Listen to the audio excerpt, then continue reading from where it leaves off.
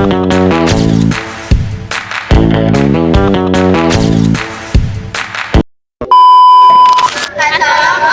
warahmatullahi wabarakatuh.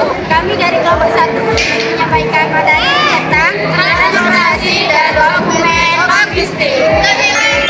Yang pertama, transportasi logistik. Transportasi logistik adalah upaya pengelolaan dan penyediaan sarana dan prasarana berhubungan untuk distribusi logistik. Berikut ini macam-macam transportasi logistik yang umum digunakan di Indonesia. Yang pertama, transportasi logistik yang menggunakan jalur laut.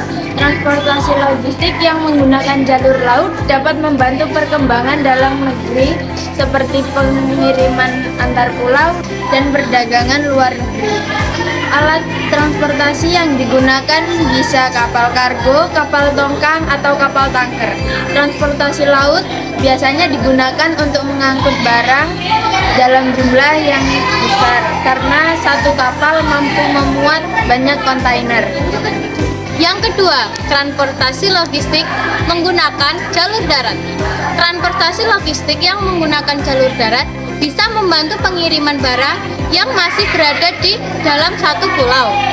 Transportasi darat ada yang melalui jalan raya dan ada yang melalui rel. Alat transportasi yang melalui rel berupa kereta api. Kendala yang dihadapi jika melalui jalan raya, yaitu kemacetan sehingga menghambat pengiriman barang. Transportasi yang menggunakan jalur udara.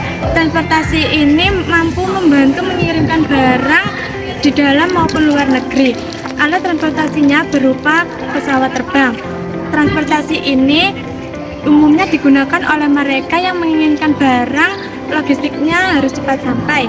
Dikarenakan melalui jalur udara, waktu pengirimannya menjadi lebih cepat.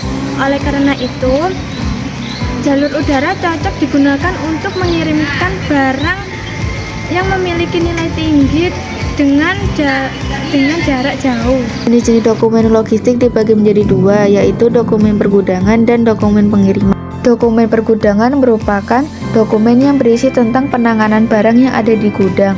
Penanganan barang di gudang berupa pengambilan, penyimpanan, pengemasan, pengiriman. Dan yang kedua yaitu dokumen pengiriman. Dokumen pengiriman merupakan dokumen yang diperlukan untuk mendukung kelancaran proses pengiriman barang.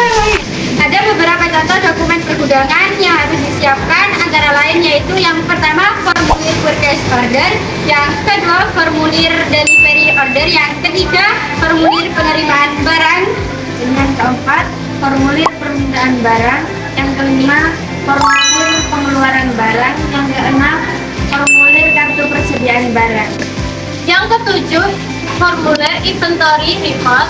Yang kedelapan, formulir perencanaan stock of name. Dan yang kesembilan, formulir hasil stock of name.